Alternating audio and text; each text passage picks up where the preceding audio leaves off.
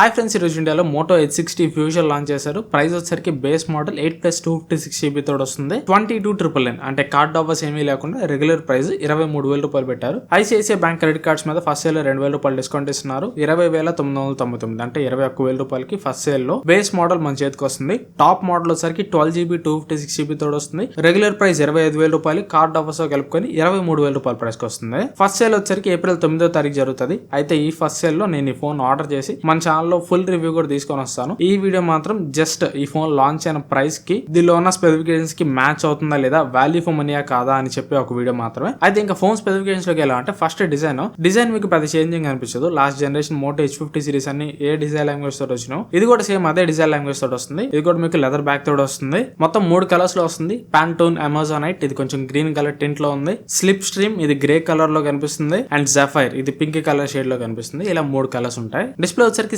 6.7 inch 1.5K POLED panel తోటి వస్తుంది. 120Hz refresh rate support చేస్తుంది.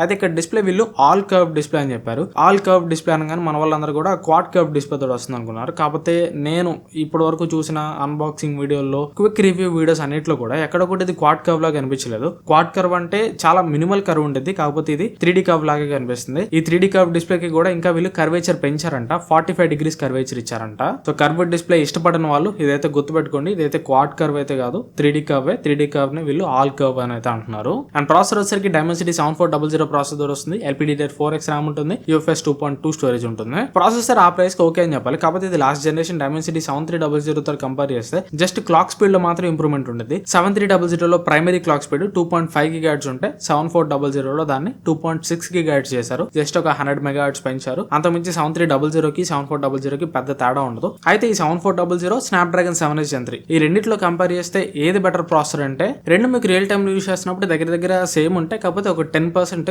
CPU వైజ్ గా Snapdragon 7H Gen 3 మీకు బెటర్ పర్ఫార్మెన్స్ చేస్తుంది. మరి రెండు ప్రాసెసర్స్ ఉన్న ఫోన్స్ నా చేతికి వచ్చిన తర్వాత రెండింటి మధ్యలో క్లియర్ కంపారిజన్ కూడా చేయడానికి ట్రై చేస్తాను. దీనికి కాంపిటీషన్ గా iQOO Z10 వస్తుంది. అది ఏప్రిల్ 11వ తారీఖు లాంచ్ చేస్తున్నారు. దానిలో Snapdragon 7H Gen 3 ప్రాసెసర్ ఉంది. వీలైతే ఈ మోటో H60 ఫ్యూజన్ ని, iQOO Z10 ని కంపేర్ చేయడానికి కూడా ట్రై చేస్తాను. అప్పుడు ఆ వీడియోలో ప్రాసెసర్ గురించి మీకు మేజర్ డిఫరెన్సెస్ ఉన్నాయా లేదా అని ప్రాక్టికల్ గా యూస్ చేసి చెప్తాను. కెమెరా వచ్చేసరికి back side 50 megapixel primary camera ఉంటుంది. ఇది Sony Lytia 700C sensor. Secondary camera 13 megapixel ultra wide angle camera ఉంటుంది. ఈ అల్ట్రా వైడ్ యాంగిల్ కెమెరాని మీరు మ్యాక్రో కెమెరాలో యూస్ చేయొచ్చు. అండ్ థర్డ్ సెన్సర్ ఇంకో సెన్సర్ ఉంటుంది. ఇది కెమెరా కాదు కానీ లైట్ సెన్సర్. ఇది ఈ లైట్ సెన్సర్ ఏం చేస్తుంది అంటే, మీరు ఫోటోస్ తీసినప్పుడు బయట ఉండే అంబియంట్ లైట్ ని సెన్స్ చేసి కెమెరా కరెక్ట్ గా ఎక్స్పోజర్ అడ్జస్ట్ చేసుకోవడానికి, కెమెరా కలర్స్ కరెక్ట్ గా క్యాలిబ్రేట్ కావడానికి హెల్ప్ చేస్తుంది. అండ్ ఫ్రంట్ కెమెరా వచ్చరికి 32 మెగాపిక్సెల్ కెమెరా ఉంటుంది. ఈ కెమెరాస్ అన్నిటికీ కూడా పాంటూన్ కలర్ వాలిడేషన్ ఉంటుంది. Last generation Moto H50 Fusion లో పాంటూన్ కలర్ వాలిడేషన్ లేదు, దీనిలో ఉంది. లాస్ట్ జనరేషన్ తో కంపేర్ చేస్తే దీనిలో కొంచెం బెటర్ కలర్స్ మనం ఎక్స్పెక్ట్ చేయొచ్చు. బ్యాటరీ వచ్చరికి 5500 mAh బ్యాటరీ తోటి వస్తుంది. 68 వాట్ ఫాస్ట్ ఛార్జింగ్ సపోర్ట్ చేస్తుంది. ఇంకా ఇది స్టీరియో స్పీకర్స్ తోటి వస్తుంది. డాల్బీ అట్మాస్ సపోర్ట్ ఉంటుంది. డాల్బీ విజన్ సపోర్ట్ అయితే ఉండదు. And 3.5mm head phone Jack లాంటివి అయితే ఏముండవు. మైక్రో SD కార్డ్ వేసుకోవచ్చు. ఇది మీకు హైబ్రిడ్ స్లాట్ తోటి వస్తుంది.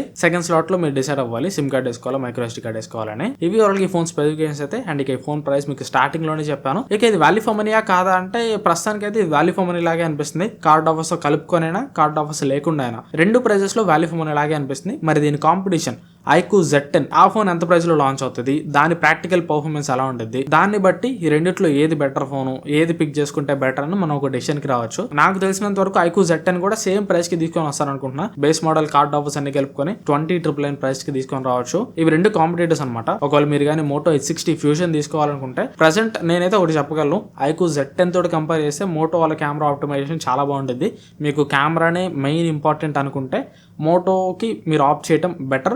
లేదు నాకు స్నాప్డ్రాగన్ ప్రాసెసర్ కావాలి, మీడియాటెక్ ప్రాసెసర్ నాకు వద్దు, నా ఫోన్ లో ఖచ్చితంగా స్నాప్డ్రాగన్ ప్రాసెసర్ కావాలి, అండ్ నాకు 7300 mAh బ్యాటరీ కావాలి, బిగ్గర్ బ్యాటరీ కావాలంటే iQOO Z10 కోసం మీరు వెయిట్ చేయొచ్చు. ఇక్కడ నా సజెషన్ వచ్చేసరికి ఫస్ట్ సేల్ లో బెటర్ మీరు మోటో H60 ఫ్యూజన్ తీసుకోవడం కంటే కూడా, ఒకవేళ మీకు కన్ఫ్యూజన్ ఉంటే వెయిట్ చేయండి. iQOO Z10 కూడా లాంచ్ అయిన తర్వాత మన ఛానల్లో క్లియర్ కంపారిజన్ చేస్తాను. ఆ ప్రైస్ లో ఏది బెస్ట్ చాయిస్, రెండు ఫోన్స్ లో ఎలాంటి వాళ్ళు ఏ ఫోన్ పిక్ చేసుకుంటే బెటర్ అని మీకు ఒక పిక్చర్ పర్ఫెక్ట్ క్లారిటీ ఇస్తాను. బెటర్ మీరు వెయిట్ చేస్తే మంచిది. లేదు నేను వెయిట్ చేయను, మోటో మీద నాకు నమ్మకం ఉంది అనుకుంటే వాల్యూ ఫర్ మనీ ప్రైసింగ్ లో లాంచ్ అయింది, ఖచ్చితంగా ఆ ప్రైస్ కి మోటో తీసుకోవచ్చు. ఇది ఓవరాల్ నా వీడియో అయితే. ఈ వీడియో మీకు కొంత యూస్ఫుల్ అనుకుంటున్నాను. వీడియో మీద నచ్చితే ఖచ్చితంగా లైక్ చేయండి. వీలైతే మీ ఫ్రెండ్స్ అండ్ ఫ్యామిలీతో షేర్ చేయండి. ఇంకా ఛానల్ సబ్స్క్రైబ్ చేసుకోకపోతే సబ్స్క్రైబ్ చేసుకుని సపోర్ట్ చేయడానికి ట్రై చేయండి. Thanks for watching. మన నెక్స్ట్ వీడియోలో కలుస్తాను.